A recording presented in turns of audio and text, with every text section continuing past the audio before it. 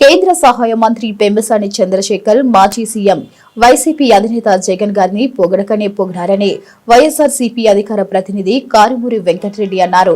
తాను రాకముందు భూముల రీసర్వేలో ఆంధ్రప్రదేశ్ దేశంలోనే నెంబర్ 1 గా ఉందని పెమ్మసాని చంద్రశేఖర్ అన్నారని తెలిపారు.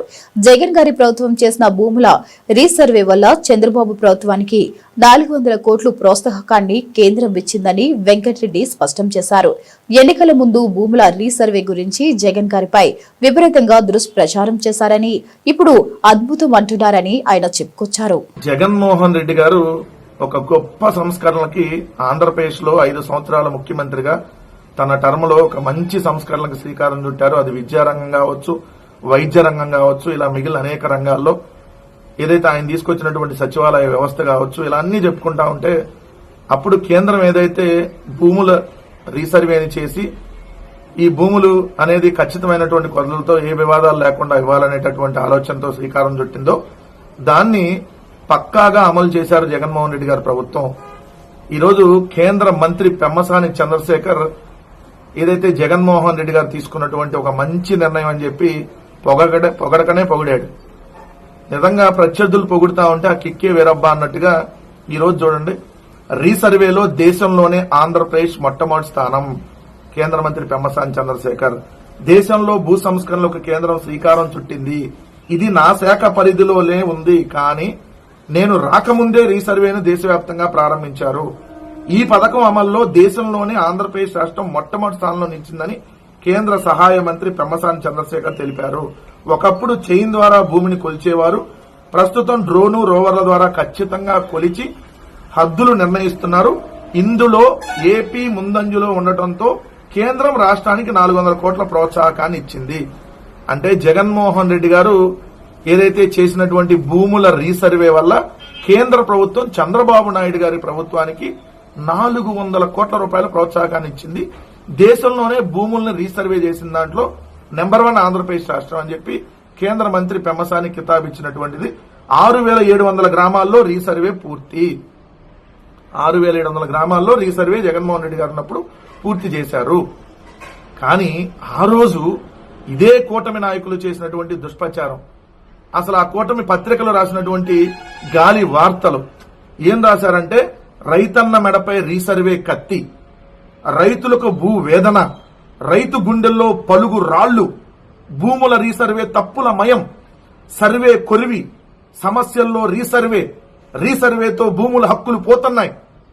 ఇలా దుష్ప్రచారం చేసి ల్యాండ్ టైటిలింగ్ యాక్ట్ తీసుకొని వచ్చేశారు, మీ భూములన్నీ ఎత్తుకెళ్లిపోతున్నారు అని చెప్పి నానా రభసా చేసి ఏదైతే ప్రజల మెదడులోకి విషాన్ని ఎక్కించారు ఆ రోజు. ఈ రోజేమో దేశంలో నెంబర్ 1 కేంద్రం ప్రోత్సాహకాలు ఇస్తుంది. భూములు రీసర్వేని ఇప్పుడు వీళ్ళకి రేట్లో వేసుకోవాలి. మొన్నటి దాకేమో అదంతా భూములు లాగేసుకుంటున్నారు.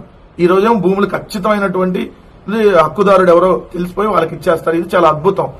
ఆ రోజేమో అది బూతు, ఆ రోజు అది బూతుల రీసర్వే, ఈ రోజేమో అద్భుతమైనటువంటి భూ సర్వే. అంతే కదా, సిగ్గు శరం.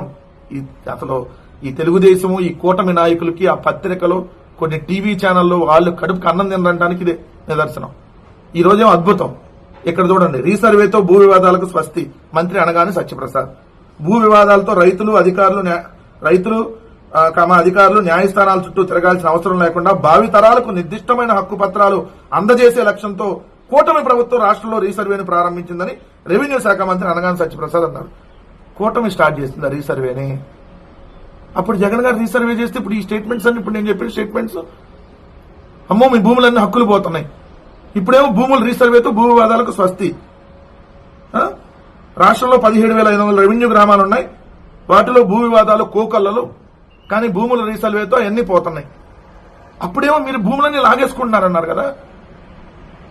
ఎంత దుష్ప్రచారం చేశారు చూడండి. ఇప్పుడు అనగానే సత్యప్రసాద్ అండ్ పెమ్మసాని చంద్రశేఖర్ ఏమో వాళ్ళకి రైట్లోకి వేసుకుంటున్నారు. భూముల రీసర్వే అసలు అద్భుతం, మేమే చేసామన్న కోణంలో చెబుతున్నారు. ఇప్పుడు సర్వే వీళ్ళు స్టార్ట్ చేశారంట. వా, నా భూతో నా భవిష్యత్, మీ డ్రామాలు. ఇక్కడ చూడండి, పాస్ గాని పుస్తకాలు, పట్టాదారుల్లో మళ్ళీ అవే తప్పులు. నాడు రీసర్వే చేసిన గ్రామాల్లో ఇప్పుడు కొత్త పాస్ పుస్తకాలు తీసుకుంటున్న రైతులు వాటిలో మళ్లీ పాత తప్పులు చూసి గగ్గోలు పెడుతున్నారు. కొన్ని పుస్తకాల్లో రైతుల ఫోటోలు మారిపోయాయి, మరికొన్నిట్లో అసలు ఫోటోలే లేవు. సర్వే నెంబర్లో, భూమి విస్తీర్ణం, ఖాతా నెంబర్లో ఇలా అన్ని తప్పులే వచ్చాయి. వీటిపై అధికారులు ప్రశ్నిస్తే సరిచేసి మళ్ళీ ఇస్తామని వెనక్కి తీసుకుంటున్నారు. ఈ మాత్రం దానికి 35 కోట్లు ఖర్చు పెట్టి పాస్ పుస్తకాలు ముద్రించి ఇవ్వాలా? ఇంతకీ ప్రభుత్వం సాధించింది ఎన్న ప్రశ్నలు వస్తున్నాయి. జగన్ సర్కార్ దిగిపోయిన నాటికి 6,700 గ్రామాల్లో రీసర్వే పూర్తి చేసినట్టుగా ఫైనల్ నోటిఫికేషన్ ఇచ్చారు.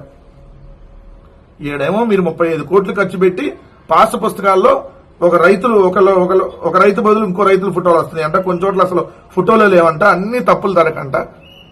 మీరు తప్పులు తరక మీరు చేస్తా జగన్మోహన్ రెడ్డి గారి ప్రభుత్వం మీద ఆ రోజు మీరు చేసినంత దుష్ప్రచారం, మామూలు దుష్ప్రచారం చేశారా? ఇప్పుడే 400 కోట్ల కేంద్రం నుంచి జగన్ గారు చేసినటువంటి మంచి పని వల్ల ప్రోత్సాహకాలు వచ్చినాయి. ఒక్కసారి ప్రజలు కూడా గమనించండి, వీళ్ళు ఏ విధమైనటువంటి దుష్ప్రచారం చేశారు. 14 లక్షల కోట్ల అప్పు, ఈ రాష్ట్రం అడుక్కు తినిపోయింది, శ్రీలంక అయిపోయింది, 30,000 మంది మహిళలు మిస్ అయ్యారు, నేను వస్తే సంపద సృష్టించేస్తా, ఈ భూములు రీసర్వే చేస్తుంటేనేమో మొత్తం ల్యాండ్ టైటిలింగ్ యాక్ట్ పెట్టేసి మీ భూములన్నీ లాగేసుకుంటున్నారని, ఇప్పుడేమో భూములు రీసర్వే వీళ్ళే స్టార్ట్ చేశారంటే చాలా అద్భుతం అంట. జగన్ గారు చేసినప్పుడు బూతు, ఇప్పుడు నవ్వుతో నా భవిష్యత్తు. సిగ్గుండాలి. ఈ కూటమి నాయకులు ఎవడైతే మాట్లాడాడో వాళ్ళందరికీ చెప్తా ఉన్నా.